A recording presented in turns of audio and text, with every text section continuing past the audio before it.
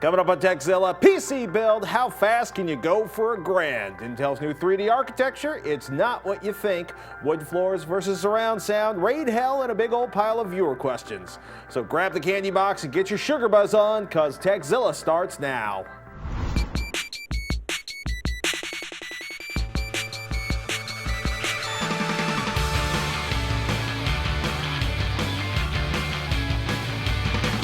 This episode of Tekzilla is made possible by Samsung Smart TV, a new world of web-connected TV entertainment.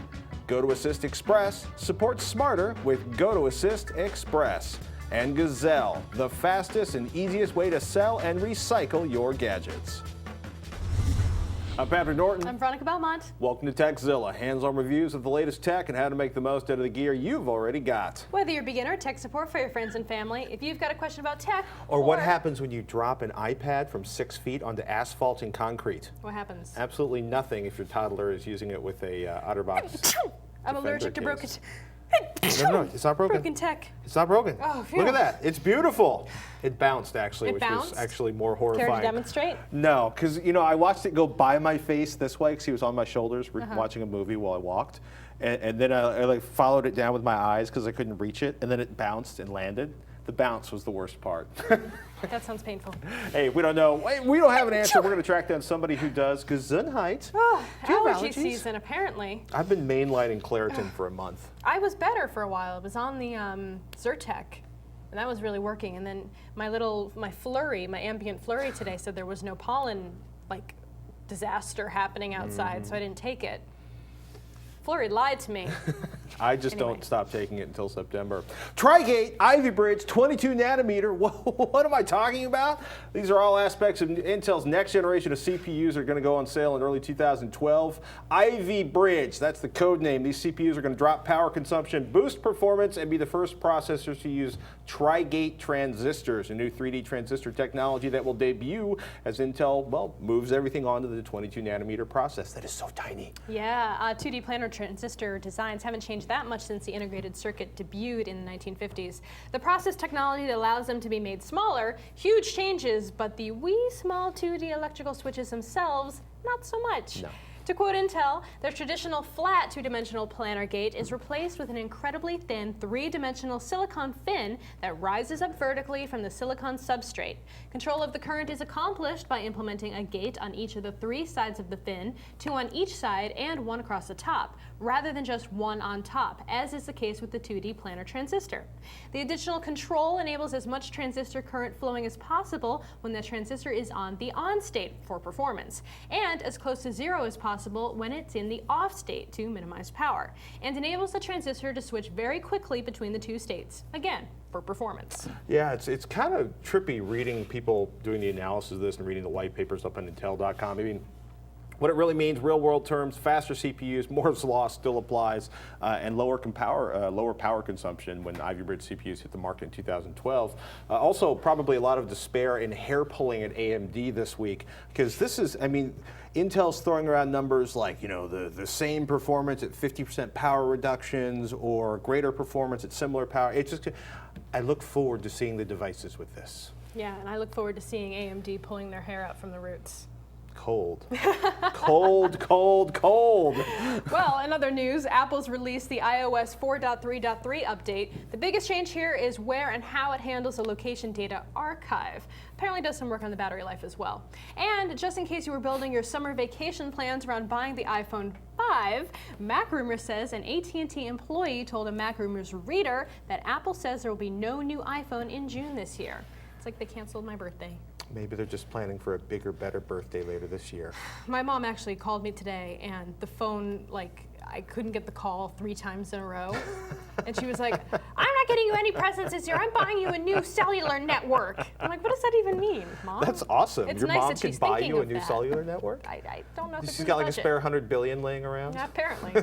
Cool. Been saving up. She could investments. retire, you know. Since we're recording this episode here on May 4th, also known as May the 4th Be With You, also known as Star Wars Day, I wanted to show off this amazing book that my friend Bonnie Burton wrote. It's called The Star Wars Craft Guide. Inside, it teaches you how to make everything from a Yoda finger puppet to an Ewok fleece hat. Want. Yeah, it's so awesome. I hate Ewoks, but fleece hats are cool. Oh, it's so cute. Let me see if I can find the fleece hat. Brace yourselves. It's adorable. If you've recently had sugar, you may want to back away from your screen right now. This is a little saccharine. So you can get this puppy on Amazon for $20. So I think it's actually on sale for $13 right now. How cute is that?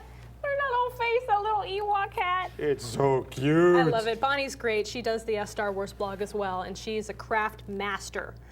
She's like a Sith Lord of crafting. Are you going to be at the Maker Faire, speaking of Sith Lords crafting and making things? Oh, is it the 20th? May 21st and 22nd. 21st and 22nd. I think I can swing. Ooh, on vacation. You didn't build your vacation around the Maker Faire? Darn it. Well, maybe if I come back Sunday. No, that's not going to happen. Oh, well, that's sad. But I can do some crafting on my own at home instead. Sure you will. Because I'm so domestic. Yeah, I'm not even going there. Speaking of books, by the way, I'd like to give a shout out to the Geek Dad's Guide to Weekend Fun, cool hacks, cutting edge games, and more awesome projects for the whole family. That's Ken Deadmead's follow-up to Geek Dad, awesomely geeky projects for dads and kids to share. Hit bookstores and the Kindle this weekend. Hey, Mrs. Norton and I contributed a chapter to the book. Oh, that's very cute. It's exciting. What'd you do? Well, Oh, you have to buy it to find out? You're we not actually, going to tell our me? particular chapter is about stenciling your own clothes, because we do that with nice. Seamus a lot. Very cute. So, Jean-Marc writes in, Veronica and Pat recently started working at a place which requires encryption of all data going in and out of the office. The downside is they don't have a security standard, which kind of defeats the purpose of having an encryption requirement. Do you have any suggestions as to what drive encryption software, both open source and enterprise, I could use? I need to encrypt my whole hard disk drive and some external media as well. I also need it to work cross-platform, Windows, Unix, and Mac. Oh yeah, and if it could work on the external media without installation, that would be grand. Mille merci, Jean-Marc in Alberta, Canada. TrueCrypt, dude. TrueCrypt? TrueCrypt. Yeah. We like TrueCrypt. TrueCrypt allows you to do on-the-fly encryption of an entire boot disk in Windows, a whole USB flash drive, drive partition, or even a virtual disk. Yeah. TrueCrypt volumes are cross-platform capable. You can create a TrueCrypt virtual disk volume in OS X and then open it in Windows. Yes. TrueCrypt also offers a portable mode that doesn't require installation, but it does require admin-level access to that machine. And finally, TrueCrypt works by creating an encryptor container, not encrypting individual files. So you wouldn't be able to make a Word doc and encrypt it and then send it off as an email attachment. You need to create a TrueCrypt file container, which will work kind of like a virtual disk image. You mount that, then you drop in your file or files that you want to encrypt, and you send off that entire container over email. So I always it's get not that hard. confused with that, because I always think you have to use TrueCrypt with a hard drive or a thumb drive or something. You just make like that. a tiny little encryption and then just send that off. It's like virtual. Yeah, and then you don't have to worry about size too. It can be any size container that you want. There's no minimum, or I don't even know if there's a maximum size limit to the TrueCrypt containers. I like that thought. It's time to thank one of our sponsors, ladies and gentlemen. Go to Assist Express, people. There are a bunch of tools in the market that let you remotely work on somebody else's computer. But the only one you should trust and rely on, Veronica's favorite, Go to Assist Express, brought to you by Citrix. Why? Exceptional performance, it's easy to use, and it's secure. No IT maintenance or updating is required, and it's so fast you'll be viewing your client's computer and troubleshooting in seconds. Plus, support clients' computers even when they are away from their computers. It's easy, people. And Tekzilla viewers, you can try Go to Assist Express free for 30 days. For this special offer, visit gotoassist.com/Tekzilla. That's gotoassist.com/Tekzilla for a free trial. Time to get our HD Nation on. From the death of disc department, the sale of DVDs and Blu-ray discs fell from $2.6 billion to just more than $2 billion in the first 3 months of the year. So says the Digital Entertainment Group. It's one of the big industry bodies in Hollywood. The DEG study also found rentals of DVDs through outlets such as Blockbuster plunged 36% year on year to 440 million. That was all reported in The Guardian UK, who added that streaming and subscriptions, think Netflix, rose 33% in the same time. Telling. Yes, and then Google TV 2.0. All Things D says we should get a hint at the Google I/O conference next week. Google's reimagining of the system after the dramatic lack of success they had earlier this year. Expect some new hardware partners like Samsung and Vizio to join launch partners Sony and Logitech, and we hope less blocking by network TV. A big disappointment for many Google TV early adopters. It's kind of funny. I have a neighbor who I was like, well, you're not going to be able to stream a bunch of the stuff you thought you were going to be able to stream, but she mostly uses it to access the internet on her television, which makes her very happy. You know what has stopped me from watching TV the past week? HBO Go. Holy moly, that app is awesome. You have to be an HBO subscriber. Yeah. But the quality, the ease of search, just the breadth of content that they have on there is phenomenal. It's been around for like ever. It's just now it's on the web iPad. service. That's what I'm talking about, the iPad. And I just got HBO for the first time like 2 weeks ago for Game of Thrones. So it's like a whole new world of viewing. I've watched the last six seasons of Entourage in the past like 2 days. I would love HBO Go, but they won't sell it to people who don't have cable or satellite, and I'm not. No a la carte. Sorry. Yeah, no, it's cool. I agree, but I'm not paying $120 a month so I can get 400 channels I don't watch. Oh, see, I get HBO for $10 a month on top of my regular cable that I already use. And how much are you paying for that? A lot. So it's up there, but yeah, you know. I will gladly pay you $20 a month for HBO Go Access HBO. I'm just saying. By the way, everybody who loves Tomato Meter, they got bought by Warner Brothers, a studio. More accurately, RottenTomato.com's parent company, Flixster, got bought. We are promised that the sites will remain independent. Ouch. Although, yeah, it's kind of weird, right? One of the studios owns like the site that gathers all of and I admit, I prefer the sort of, the elite critics over the general critics. Yeah, that's kind of a sticky situation. One can only hope. Some kind of pasty, tomatoey situation. That was bad. Sorry. Why do all Warner Brothers movies now have 99% on the Tomato Meter? Anyway, Crimson writes in for a question today. I'm currently in the process of remodeling 2 bedrooms into a home theater. Nice. I am still working on soundproofing certain walls and blocking off windows, but was wondering what to do when I get to the floor. Which is better for sound, wood or carpet? I'll be using a 7.2 system, including 2 floor-standing front speakers and 2 12-inch subs. Any advice for flooring and enhancing sound quality would be appreciated. Crimson in San Antonio, Texas.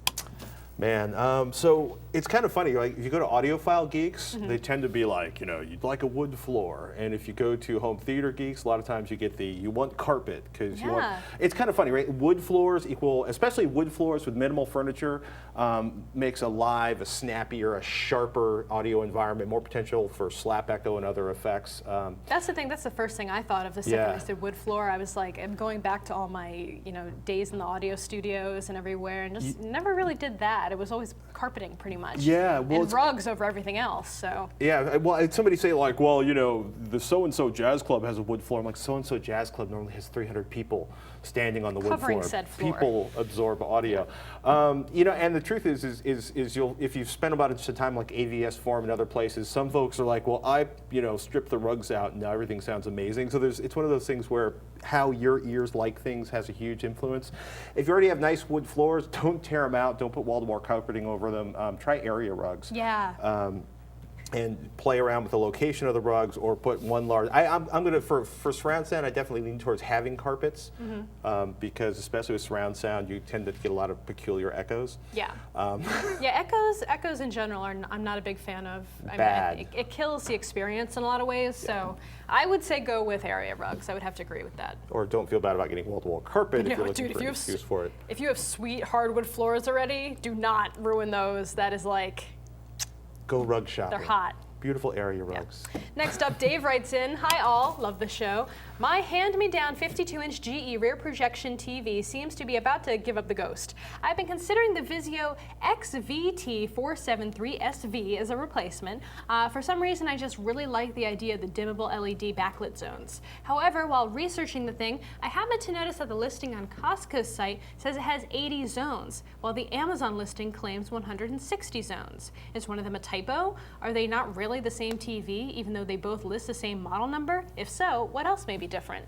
Maybe I'm just getting too hung up on this feature and you guys can suggest a better TV for the money. Thanks in advance for the advice and keep up the good work. Yeah, Robert reviewed the XVT 473SV on HD Nation back in November. What's that? It's a fun one to say. It's a difficult one to say with braces. We got a link to that in the show notes. If you want a 3D HDTV, this is not a 3D HDTV. If you want 2D, it's got potential, decent blacks, colors, and a nifty remote control. The zone feature you're talking about, that's a direct type LED backlight. They call it the direct type LED backlight technology with smart dimming. There's 160 control blocks, 640 LEDs are split across those blocks. So there's not, you could, in certain situations, we have like a bright point of light in the middle of a bunch of darkness. You can end up with sort of a halo effect, Robert Heron said. But overall, having the individual dimming zone help keeps the blacks inky and keeps power consumption down. 240 hertz SPS is scenes per second. It's not a true 240 hertz television. It's 120 hertz TV. By the way, go to the manufacturer's webpage for the best info. Almost always, the manufacturer's page is right, and everything after that is a copy and paste error. Exactly. Probably. You might want to consider the Panasonic Plasma that Robert Heron reviewed last week, the Viera ST30, aka the TCP50 ST30. Just rolls off the tongue, doesn't it? It's selling for like $1,200 on Amazon right now. It is a beautiful 50-inch flat panel. Just don't expect any 3D shutter glasses in the box. That's how they kept the price so low. Yeah, interesting. Yeah.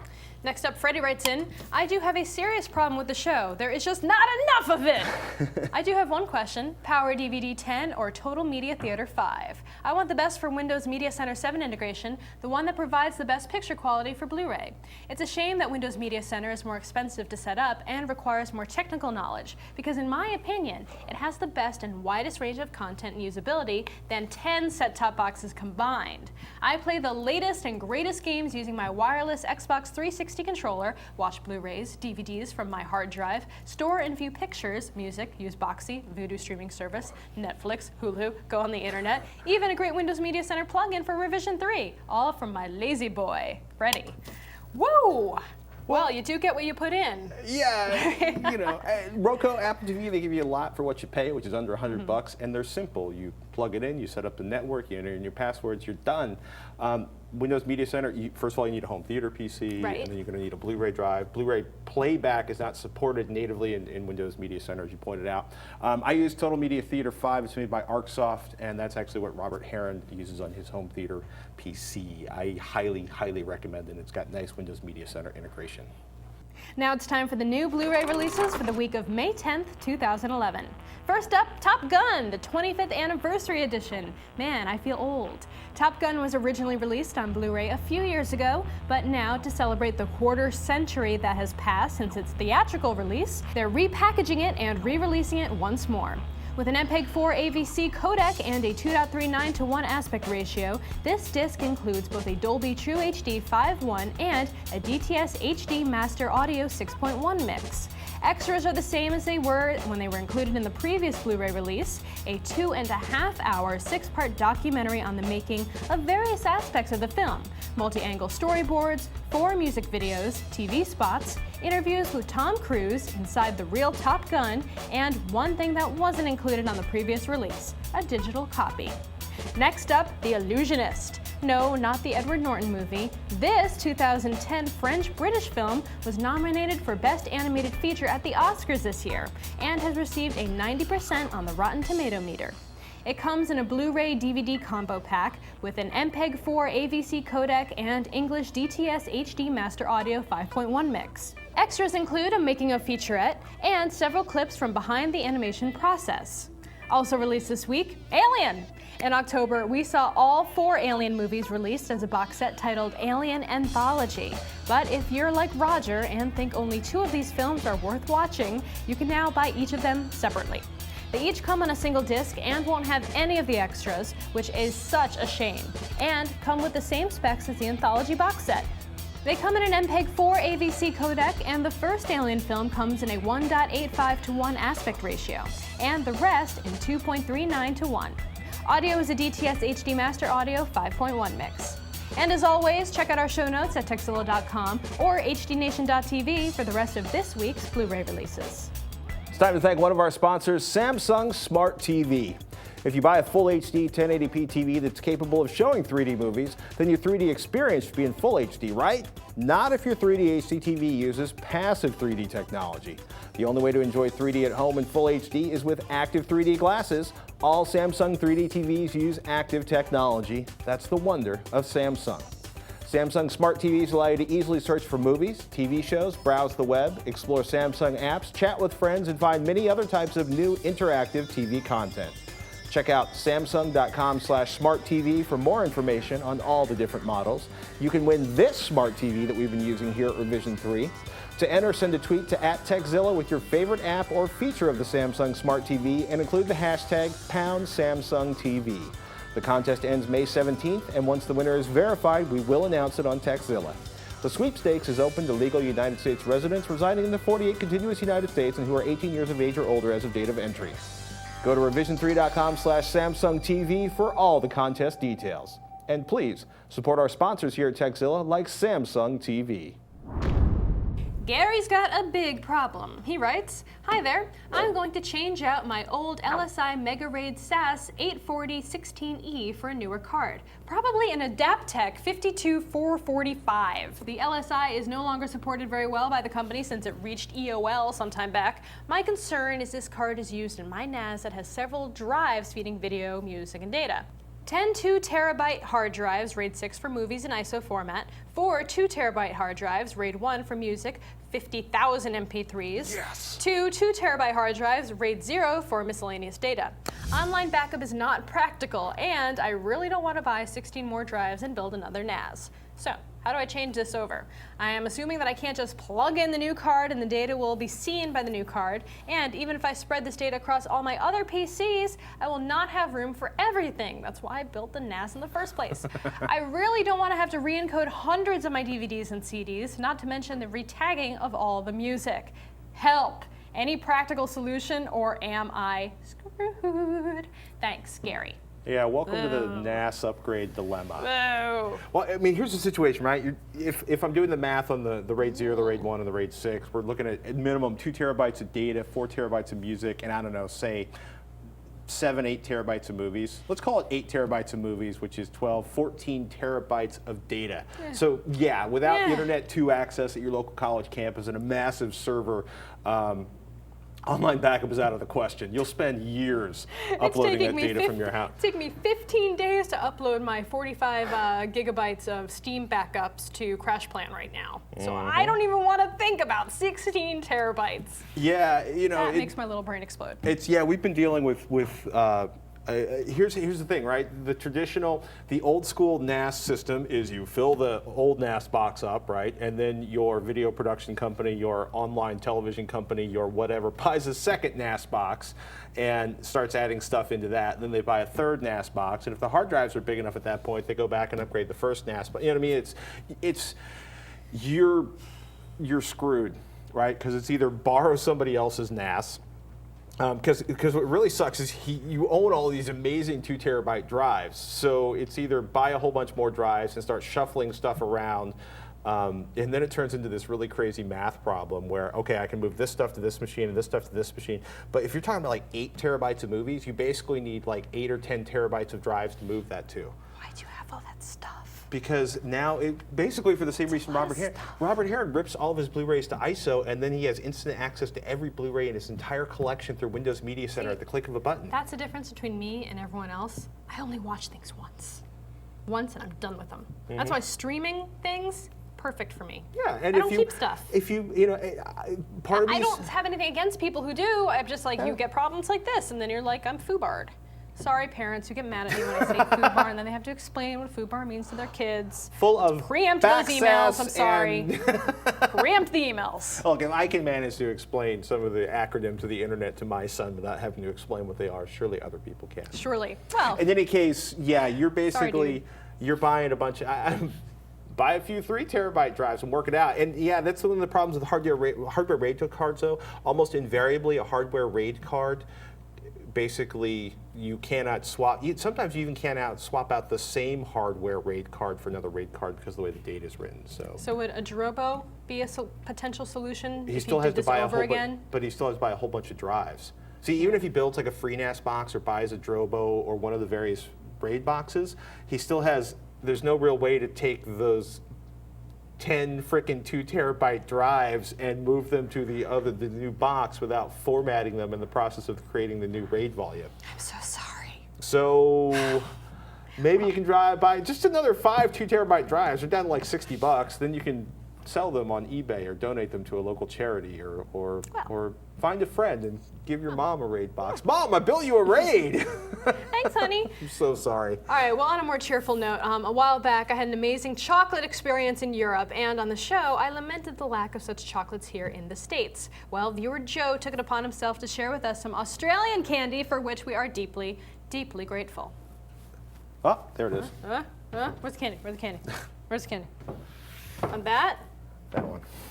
Ugh. Never get between rock All right, and I candy, haven't by even the way. seen what's in here yet, so this is very exciting for me. What? What? All right, Tim Tams, which are already like my favorite candy in the world. Ooh, flakes. Cadbury flake is awesome. Have you had a flake before? Oh, they're so good. Twirl. I'll give that for a twirl. Dairy milk, also delicious. I basically love anything from Cadbury. I'm like a Cadbury maniac. Ooh, bueno. Bueno.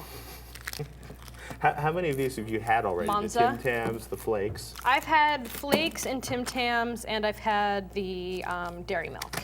So these ones, I need to take these for research purposes. Oh, I've had bubbly. I've also had bubbly. But you can't, Seraphina's yelling in my ear, you have to share, No, you but have actually to share. it was specified in the handwritten note, which has since disappeared Joe from said the box. that we had to share. That you couldn't They have showed them me the all. note. They showed me the note. Tim Tam Slam, by the way, if you have never had a Tim Tam Slam before, it's very easy to do. You simply get a glass of chocolate milk or regular milk, whatever your dairy beverage of choice is. Then you take a Tim Tam and you bite off one corner, and then you take the other side and bite off the diagonal corner, and then you stick one of the corners into the milk, and then you inhale. You bring the milk into the Tim Tam, and then you take a bite, and it's like a delicious, dairy-filled, delicious chocolate, yummy, awesome treat. Tim Tam Slam. You heard it here on And you thought Tekzilla. Boilermakers were complimented. Yeah, but he also did include a note, and that note said, nothing's for free, so here's my question. Curses! I'm looking to build a system with Sandy Bridge Micro ATX and the mini case like a shuttle or Thermaltake A30, priced around $800 to $1,000. Well, I think we can do that. yeah, I mean, here's the thing. Shuttle, And unless I just couldn't find where Shuttle lists their current bare bones cases without motherboards, going with Shuttle means using their Core i5, Core i7 motherboard and their built-in power supply. So I love Shuttle cases, but let's go with the delightfully styled Thermaltake Armor A30. It's $120. Sandy Bridge, I just bought an Asus P8867M Evo. It's a micro ATX board I bought from Robert Heron because it was too big for his latest home theater PC build. That's $140. Mini ITX is actually smaller. You might think about waiting for the new Z68 Express chipset to show up on May 18th just to see what their performance looks like.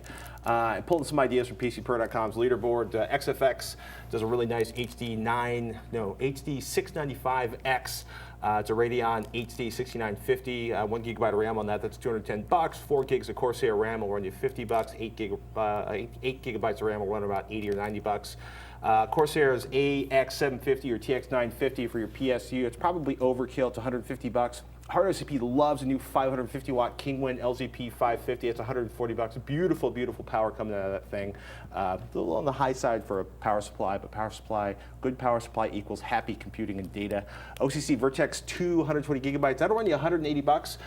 For $130, you can get a 500 gigabyte Seagate Momentous. That's one of the combined sort of RAM hybrid drives. I love how you're stacking all of this up. I made you a candy ATV. Oh, $20 as that thing slides farther and farther to the left. Or for, $109, 100 terabyte and a half WD Caviar Black, or for like $50, a 1 terabyte Caviar Black. Want to save yourself some money? Go with the Core i5 2500. Great performance for $210. Or if you have the extra cash at this point, an Intel Core i7 2600K. That's going to be about $315. I'm pretty sure, depending on if you get the SSD and the bigger hard drive, you're looking at right around $1,000 for all that. Not bad. Trim where you will. 8 gigabytes is probably overkill for most people. Think you could take this ATV out to the desert? I think it would melt. It will never return. I think it would melt. A lot of holes in the desert. It's time to thank one of our sponsors, Gazelle. They accept more than 300,000 products from over 20 different electronics categories. It's about making your money back on your gear. Shipping is free on most items of value, and in most cases, they'll send you a box to ship with. If you're green, you're going to love Gazelle because they make all their recycling partners adhere to strict policies like no exports, no landfills, and tons of data security standards. Gazelle is a great way to get cash to upgrade to the latest iPhone or Android phone. Do yourself a favor, go to Gazelle.com to learn more about, well, making money off the electronics you don't love so much anymore. Jessica's up next with a question about how best to fill up her beloved Windows Phone 7. I'll read the question. You can. I just wanted to get this out of the way so I don't keep having my stomach grumble. Well, that. I'm trying to concentrate. Like every I so can't often you sort tether of to reach the floor. I can't reach. Okay. Veronica's wearing a dress today. There's nowhere to attach the IFB pack. It's very exciting. Jessica writes in, I just recently got a Windows Phone 7, and I hate to say this, but it's the first device that I can use to take music with me that I have ever owned. What bitrate should I use to get a good compromise of file size versus audio quality? Jessica. Well, it kind of really depends, at least for me, on what kind of stuff that you're listening to. I tend to skew on the bitrate side for things like, on the lower bitrate sides for talking things like podcasts, or if you're listening to lectures or presentations. Yeah, for example, Sword and Laser, I encode the episodes at 96 kilobits per second, which is really pretty low in terms of MP3s. It's not the lowest you can go, but it's down there. But since we have decent mics and I use Levelator to balance everything out, the quality stays good while keeping the file size low, around 20 megabytes for a 30-minute episode. So not too bad. There's a lot more going on with music, obviously. I think 256 kilobytes per second to 320 kilobytes per second, depending on how you're listening to your music primarily and what kind of music it actually is. But I also looked back into my iTunes library, and I have a huge number of tracks at 128 kilobytes. Songs that I ripped like a long time ago.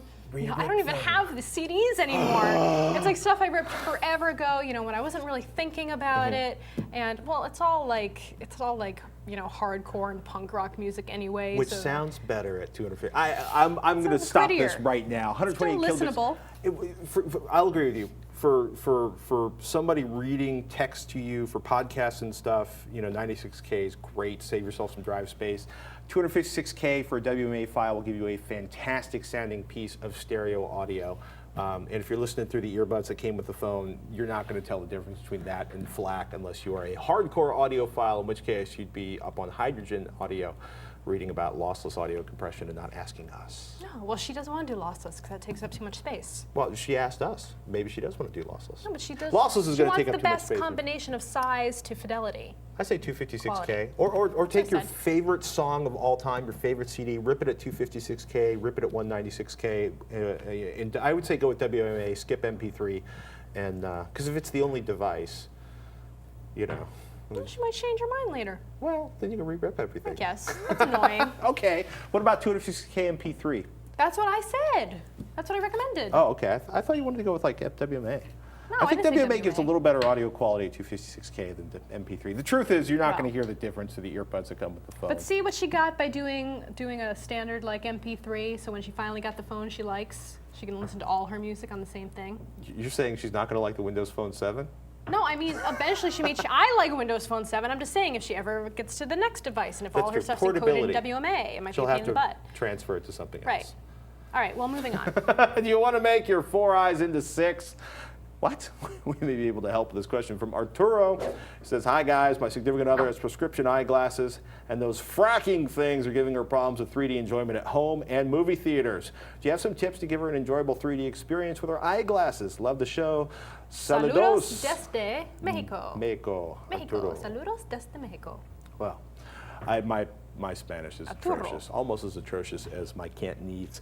This seems to be one of the biggest issues plaguing people who want to play movies or TV or game in 3D. If you wear glasses, you got to wear the 3D specs on top of your current prescription or don contacts that day. People often complain that wearing the glasses on top of their glasses gives them headaches and non-optimized viewing. Because you know the TV manufacturers are trying, but man, those glasses are just, it's awkward to stack glasses on glasses. Yeah, definitely. It's just, and they're goofy looking. Yeah. Fortunately, 3D glasses manufacturers like Samsung, which also made your TV, are working on prescription-ready glasses so you can comfortably wear only one pair when you head out to the theater. Yeah. There's just one little problem. Yeah, well, the unfortunate part is that they're only currently made in Korea, and they take about 7 days to make, which is nice if you live in Korea. A Samsung rep actually tweeted at me when I was asking people about how other people handled this situation, and they said the ultra lightweight 3D glasses fit comfortably over your regular glasses. So they say those are better than others, and they should work with your TV. For other options, Oakley makes their HDO 3D glasses with prescriptions as well, and they're RealD compatible, and Polaroid is coming out with some as well. However, you still need active 3D glasses for your TV, Right. and both the Oakley and the Polaroids are passive polarized. They're great for theaters, though. Yeah, you can bring them to a theater, any place that's RealD, showing a RealD 3D picture. You might need to wait for the Samsung glasses or else get her some contacts, unfortunately. I know that's kind of a pain because people who wear their glasses every day wear them for a reason. The contacts bother their eyes. They don't like having to deal with it. It's an extra expense they don't want to deal with. If you shift around in the movie theater or your couch, it's really funny because if you have like a bifocal, somebody was telling me like they shifted back and all of a sudden part of the screen exploded. I get sick looking at 3D movies anyway, so Really? I don't think that would even help me. Anyway. Veronica Belmont, 3D makes me sick. That's going to be on Tech Meme next week. And finally, Michael J. had a point to make about our HDMI switcher recommendation a couple weeks ago. Hi, Tekzilla team. I noticed that the Matrix switchers you suggested did not support HTTP encryption. This could be a problem if the user is trying to switch Blu-ray players or Apple products. Since HTTP requires a negotiation of keys between the source and the display, it is currently not possible to send encrypted content to more than one display at a time. There are ways around this, but it causes many problems in the distributed AV industry, i.e. people with lots and lots of television to feed from a single source. Well, fortunately it wasn't, because I think he was switching between an Xbox 360 and the Optima, Projector. Thank you. But here is an HDMI switcher that is also HDCP compliant and can do that 4x2 HDMI switching. The HDMI Matrix Switch V1.3 HDCP Switcher. I think they meant switcher. They wrote Thwisher on This the gets Amazon back to cut page. and paste errors on Well, this was on catalog Amazon. pages. It said Thwither. Thwither. Yeah, it's on Amazon, as I mentioned, for $59, and there are probably more out there like it too. Just add HDCP to your searches, and they should probably pop up. Always good to have HTTP support. Hey, are you having problems with your home theater PC? You need help deciding on a new laptop or a PC build, or you just got a general purpose tech question? We need your questions. Send them in to Tekzilla at revision3.com. That's the email address, or post them on our Facebook page at facebook.com/Tekzilla. Please be our friend on Facebook. Yes, and of course, we're also on YouTube at youtube.com/TechHD and Twitter at Tekzilla, at Robert Heron, at Patrick Norton, and at Veronica. Thank you guys so much for watching. I'm Patrick Norton. I'm Veronica Belmont. Until next time, you've been watching Tekzilla. Candy. Candy? I can't reach the candy. I Here. can't reach the candy. Oh dear God. All right, everyone out. Hey, give me that candy. Divvy up the candy, people.